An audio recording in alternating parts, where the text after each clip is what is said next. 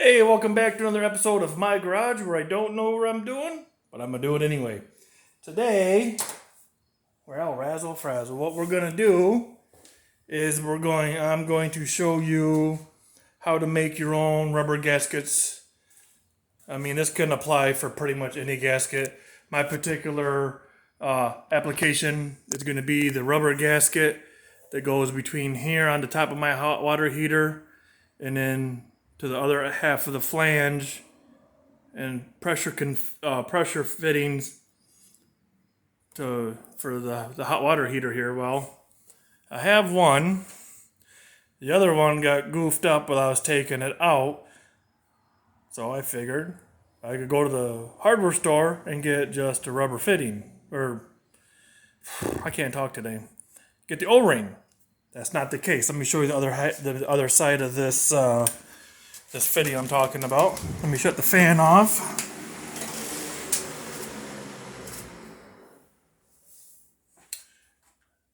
This is the other side of the fitting. So this O-ring will go between this flat and the hot water heater, and this will tighten down, and for obvious how heavy it seals it up. Well, that all had to come out because behind the furnace in the wall, the outside spigot is leaking. I have searched everywhere from there. There's nothing in my bathroom is on the other side of this wall. I have a closet. There's nowhere I can find a shutoff for that spigot. I don't understand it. The spigot doesn't work. I gotta get the HVAC guy back in so he can undo these lines here for the AC. He's got to evacuate it and all that good stuff. It's been a way to go trying to figure out where this leak is at. But what we're going to do today is we're going to show you how I make a gasket. I made one already. I was like, hey, this might make for a good educational video. Somebody may or may not learn something. So I have my old gasket. Got a hole in the middle. Yes, you can buy punch sets, but I don't know if they come this size. So I had an old piece of metal of some sort off a mower. Took my grinder, sharpened it up, and that's the same size as the inner hole. So for the outer hole, I'm just going to use my wife's chicken bones cutting scissors. Shh, don't tell her. She don't watch these videos anyway. So I'm going to put you in the stand right here.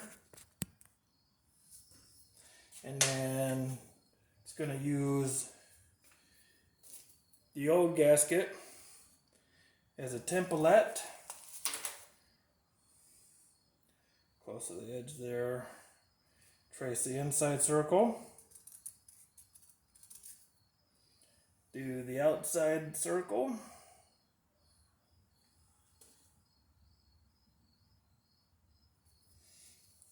Easy just like that. Use my handy dandy homemade little punch. I know about where I want it.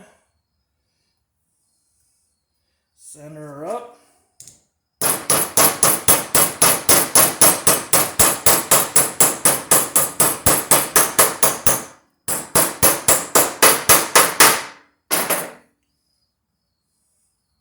And just like that, we cut it. I'll go get the chicken bone cutting scissors. As always, if you watch this channel, I'm never prepared, I'm never organized, I just do it by the seat of my pants. I haven't posted any videos in a while because I've not really had any projects to do. And if you're on my Facebook page, you'll know that it's not just stuff about working on cars, small engines, or what have you like that. It's anything and everything that you do. Whether it's heating, cooling, plumbing, electrical, vinyl siding. I got to do a little bit of vinyl siding work. I got to rerun the dryer duct work because it's sitting on on the floor where it was leaking, and now that's all corroded and stuff. I got to get it up off the floor. And bingo, bingo, just like that. Bob's your uncle. I probably have to put it on, trim it up a little bit more. I'll see how good it fits. So, I mean, it's going to be on there. I probably got to trim that down a little bit more, but yes, I'm going to clean this surface all up. I got, I can't, you would think, oh, I moved them all.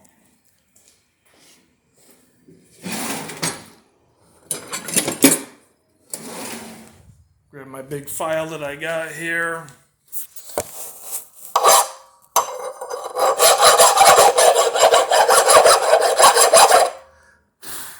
I'm going to go through, file all that up on both of them, clean them all up so I got a nice good mating surface. I guess we could call this a part one. That's the making the gasket. Next video I can do of putting the hot water heater back in. The power is off. That is always important. Safety fifth. Turn the power off. Turn off the water supply coming to the hot water heater.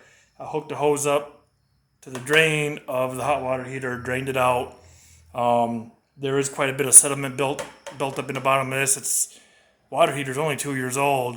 I've already had to replace the elements in it. The next time I have to replace the elements, I'll make another video. I just haven't had a lot of the content to put up. I don't have big sponsors and all that and gazillions of dollars in my pocket to run out and buy something to fix on. Still debating how far I want to go. This car needs to be repainted. I thought about just getting it prepped, doing all the body work, a little bit of body work. There's paint chips and stuff. It needs a new hood. These Ford Mustangs have them stupid aluminum hoods that once they start to corrode, I work with different kinds of metals and stuff on my job, and I have not yet found any way to stop the corrosion, and that was from a leak. So that could be another video of repair and drywall, because I do drywall work. I'm pretty good at it. Obviously, I got to do the drywall in that room. There's a hole right there, that I can do a video on how I patch it. Yes, there's gazillions of different videos out there how people do drywall. Yeah, we all got different ways. Here's the old dryer vent tube. It's just all rotted out from setting in the water. I got a new one.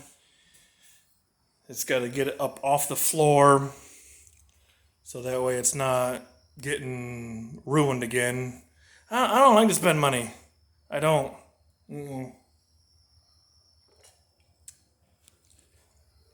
But you're like, look at all that stuff in your garage. This is the accumulation of over 20 years of getting things. It's not just all at once. These tables, there's 3 of them I got for free. Cabinet, free.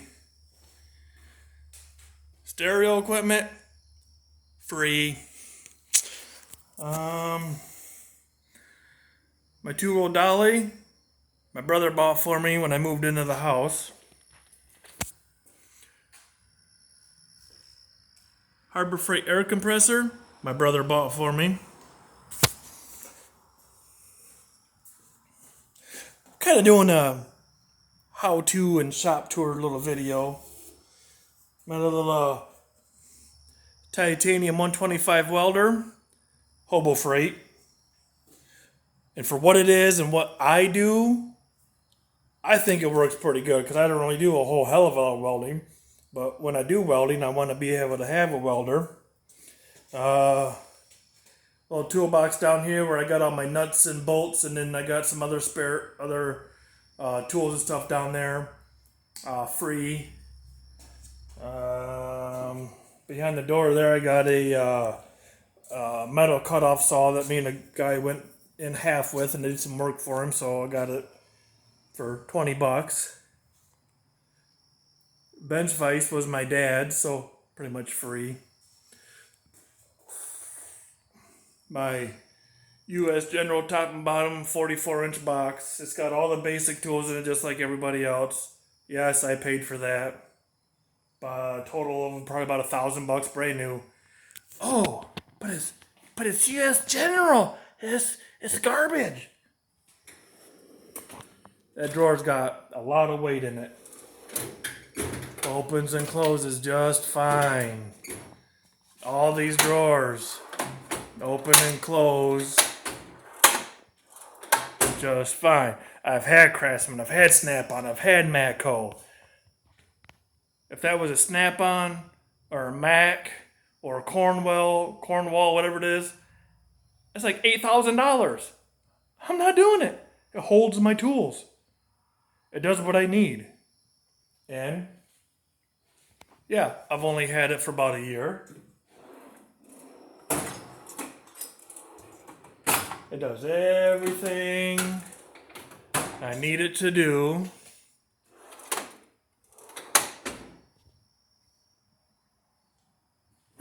Whatever. I know there's people out there that are hell-bent on name brand stuff. Get what works for you and that you can afford until you can get something better. Am I ever going to get a better toolbox? Only way I'd take a Snap-on or a Mac is if it's given to me. That bottom box right there is $2,500 to $5,000 for 44-inch. I'm not doing it. But that's just me. Whatever. Do what you want to do. I have everything that I need to do for what I do. And yeah. But I noticed I had to go ahead and I do have to do a little bit of trimming on that gasket. Make it fit a little better. When I get all that done and go to put the hot water heater in, I'll show you how to set it. To show you doing these connections, wiring it out, making sure it's grounded properly.